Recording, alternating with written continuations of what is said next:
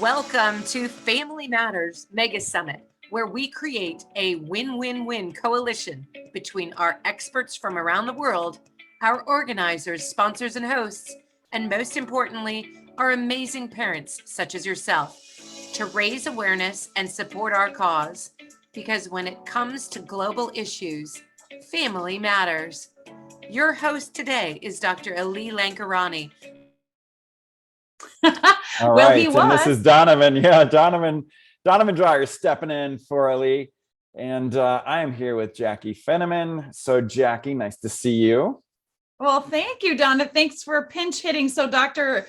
L could have a little coffee break or bathroom Yeah, break. he's going all day with Yes, this big he is. Family Matters Summit, all day and all night and late into the evening. So, Jackie, I'll go ahead and share a little intro about you, and then we'll just dive right in. Sound good? Yeah, that sounds great. All right. So, Jaclyn Finneman, I've got that right, correct? Is that right? You do. Awesome. I All always right, so say Jaclyn Finneman rhymes with cinnamon, but I'm not a Spice Girl. That's good. That is good. All right. So Jaclyn Finneman rhymes with cinnamon, is passionate about helping families find happiness in their day-to-day routine. She began her career in 1991 as a paraprofessional serving the needs of children with developmental disabilities. And she went on to join a local nonprofit that supported children with mental health diagnosis. Jackie was an in-home family counselor and program coordinator for 20 years with over 40,000, talk about outlier times 4 of experience coaching parents and kids. She founded Hello World LLC in 2013.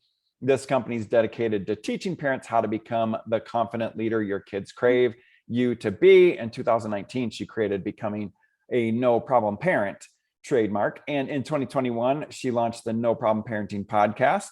Jackie teaches parents how to turn any behavior problem into a no problem.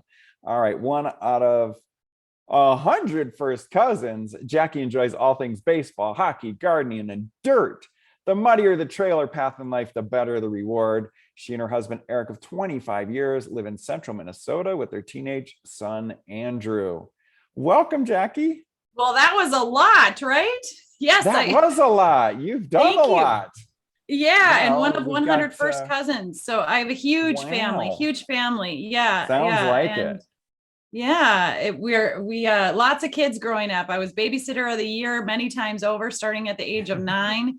And I've just always loved helping kids and families. And, as you mentioned, I was a 20-year counselor, in-home family counselor. So helping kiddos in their home in the day in, day out, like real life stuff for 20 years. But my passion and my heart was really to help the parents help their kiddos. So if I could just teach them what I've learned over all these last 30 years, and if I could just, kind of give them some pointers and tips and tools, and they could actually use this stuff outside of the therapy office or the counselor's office or, in the trenches, that's what feeds me and fills my heart up. So that's why I started Hello World in 2013. And now I have no problem parenting, which literally means that we can turn any problem, because trust me, there's tons of problems when you're raising kids, right? We can turn those problems. What's some of the typical ones you see? So into a no problem. Typical sorry problem. for interrupting you. Yeah. No, so that's all right. I can talk. Maybe cut you off a little bit too short on that one, but yeah, what do parents run into? What is the typical thing, like in like the practical way that you help with? What are those problems that do come up that you turn into a no problem? Yeah. So parents come to me so often that they are frustrated. They feel like they've tried everything, and maybe they have everything they've known to try, right? And their kids are still not listening to them, or they're disrespecting them, or they're rolling their eyes at them. They're wet noodling on the floor.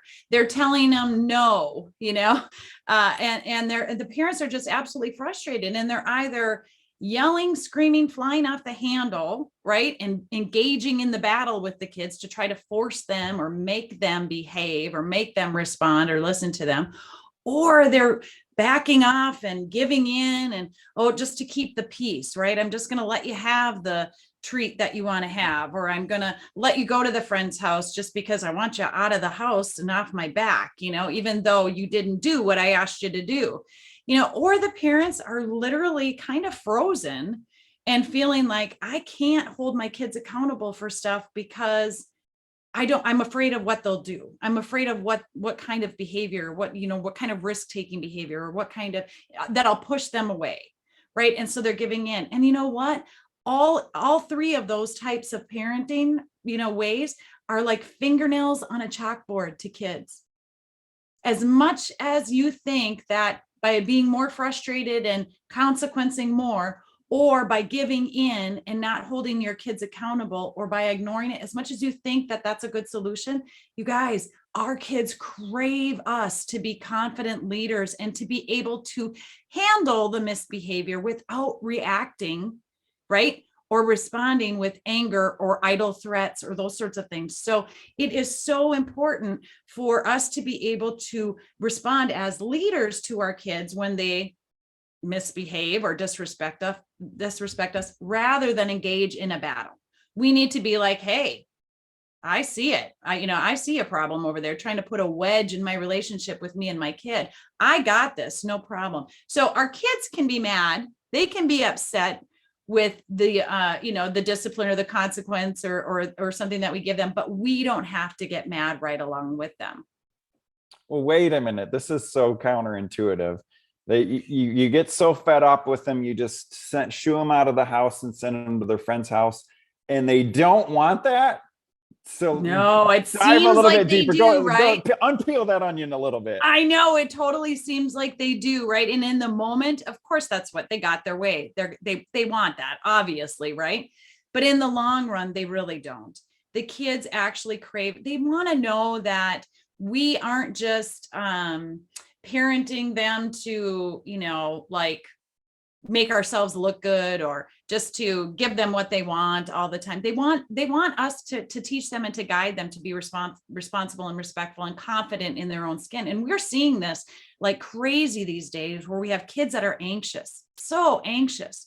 So, oftentimes it's because we're giving in, or we're consequencing too much, or we're giving too much unconditional praise to the point where our kids don't even believe it.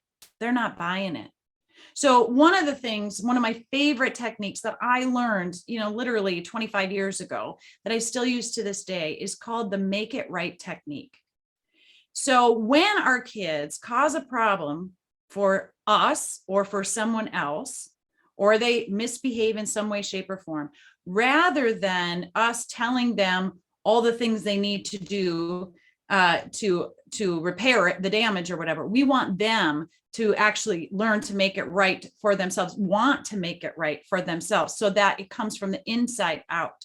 You see, oftentimes we're trying to get our kids to do the things the right way, or the kind way, or the nice way, or the respectful way, so that we show them that we're proud of them, right? And that doesn't seem like a bad thing, right? All kids, we want our kids to know we're proud of them. But guess what? Too much external pride or proudness, whatever you want to call it, does not actually help our kids. I would much prefer for my child to feel proud of himself, right, from the inside out. And so one of the things that I teach is the make it right technique. When they've messed up and caused a problem, they can repair it. They can make it right. They can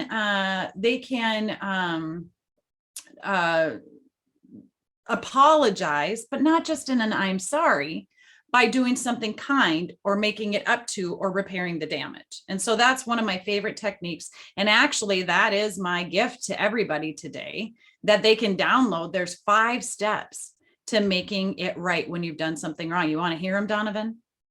Yeah, I mean, we're doing really well on the flow of this interview. So just go ahead and outline it for us. Like, they might be listening in right now, and they might need those 5. So give it to them.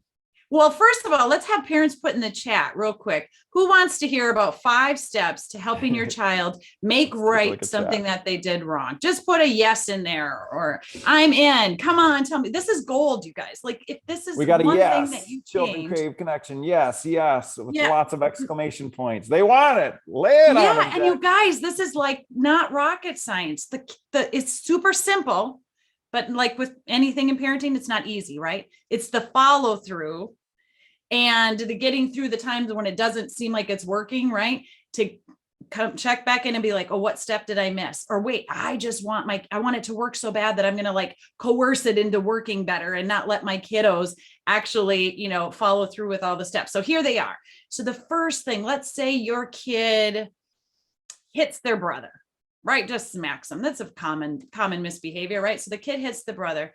Instead of just going over, first, you got to get the kid that was hit, you got to get him to be safe, right? You got to pull him aside. You want to love on them first because they've just been hurt, right? But what do we typically do? First thing we say to the kid is, don't hit your brother, right? Don't hit your brother. Well, they already did. So kind of too late for that, right? Second thing we do is we say, you say you're sorry. And so if the kid, is basically compliant some of the time, they might go over and say, sorry. Well, do you think the kid's really sorry in that moment? Probably not, right? So now the little brother who was just kicked or hit has not only been kicked or hit, but they've been lied to. Well, that doesn't feel right. And then we think as parents, well, okay, now he said sorry. And so it's all going to go away and be fine. No. This is where make it right comes in. You go over after you get the kiddos kind of settled, you go to the kid that hit and you say, hey, what happened?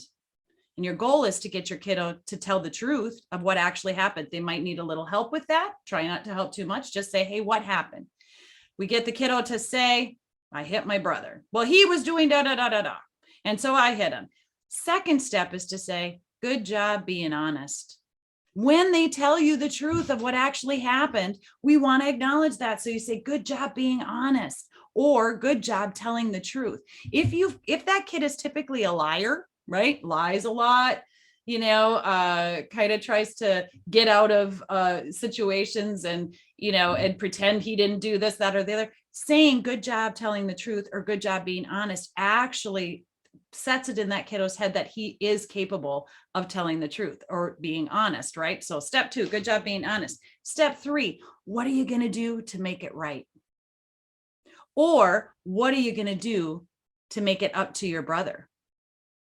So it's not just about saying sorry. Now, this is where step 4 comes in. And because oftentimes the kid's going to say, I don't know, or nothing, he hurt me first, right? And I got a whole nother lesson about how to handle that, but we don't have time for all of that today. So the 4th step is to say to the kiddo, would you like some ideas? Would you like to hear what some other kids have tried? Now, this is back in the days of when I trained in becoming a Love and Logic parent. That's another resource out there for parents, but would you like some ideas?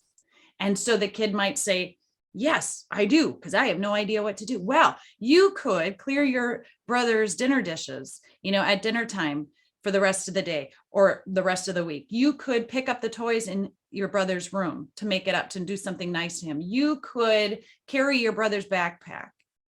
You could make give your treat to your brother tonight. There's lots of different options, right? Then you let the kiddo decide which one are they going to do. When the kiddo decides, they go to their brother, they make it right. If they add an I'm sorry to it, that's icing on the cake. We'll always love that. But when they actually do go through and ask their, make it right to their brother, then the step 5 is you give the kid a hug or a high five and you say, good job making it right.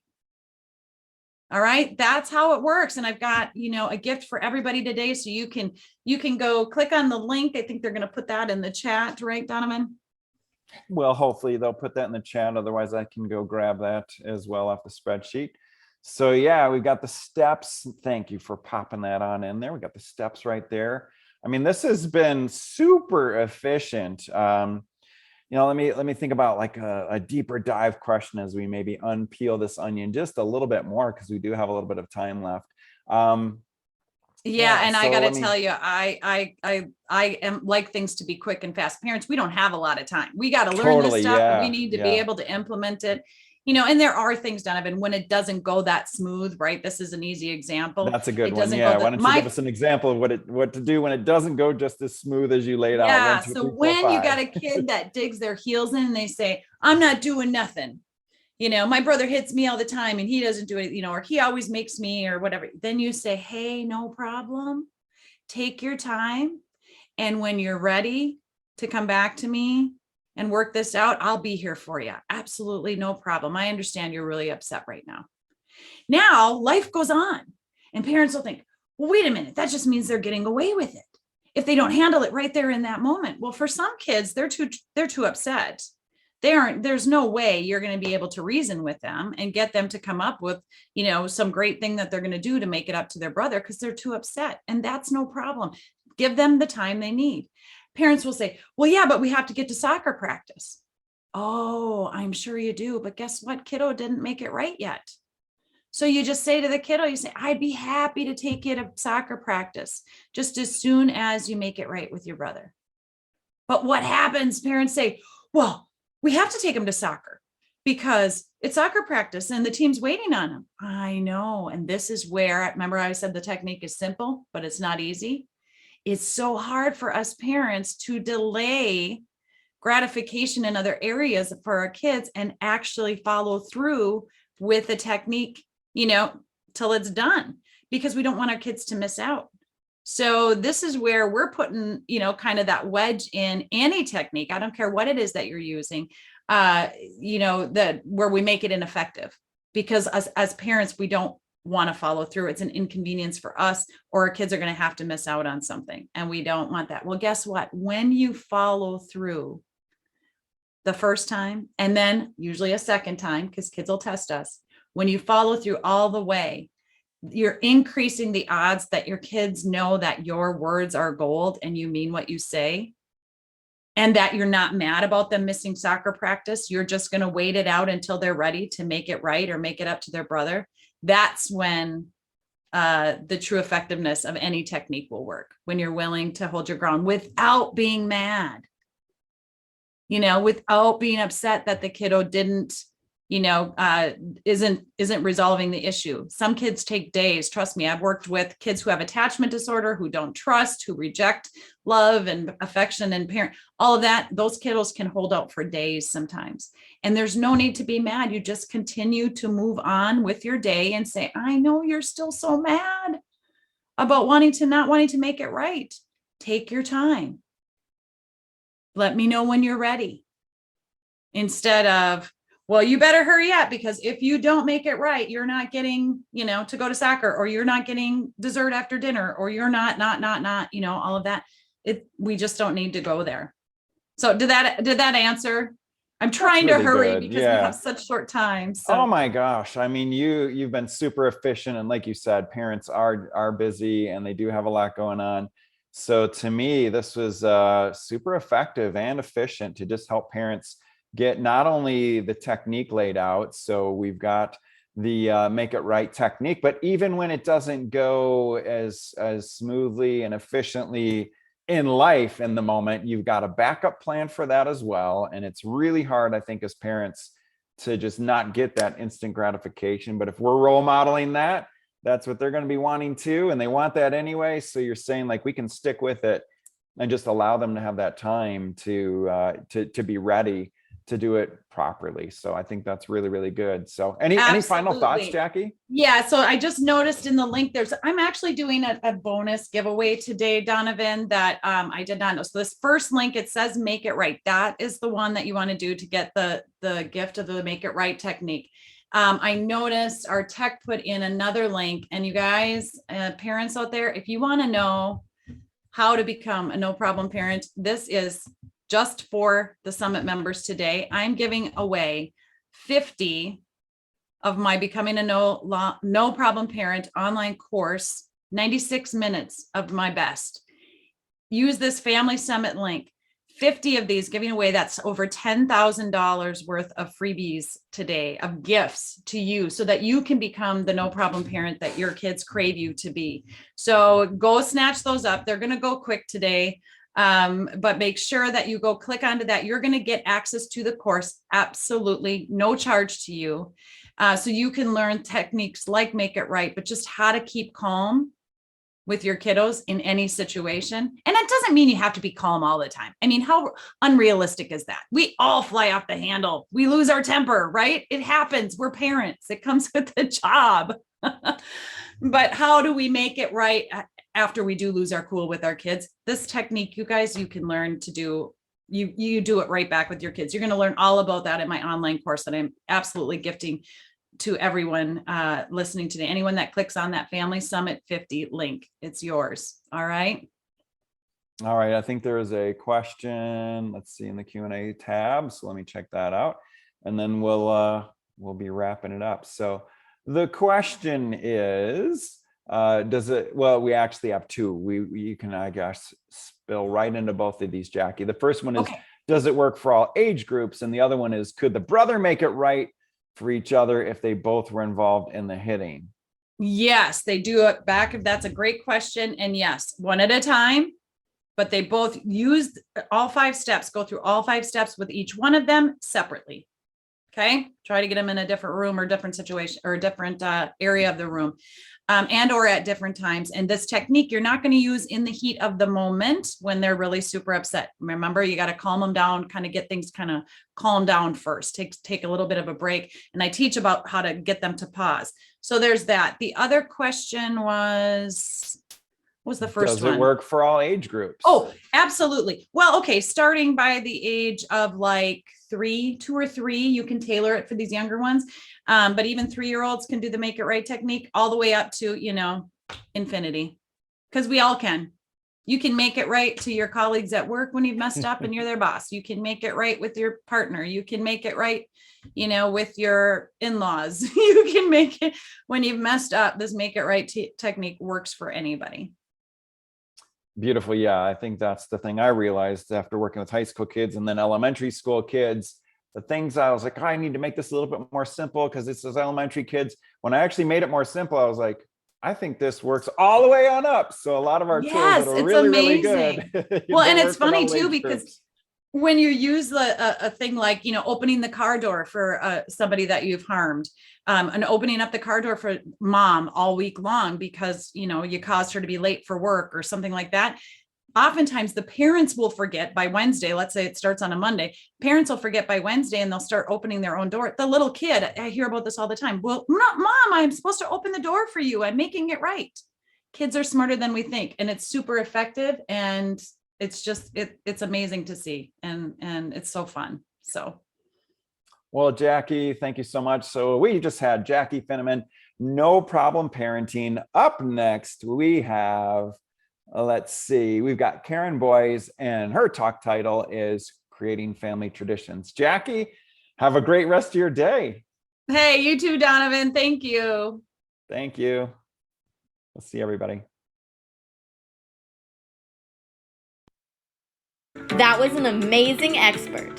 Thank you for joining us at the Family Matters Mega Summit.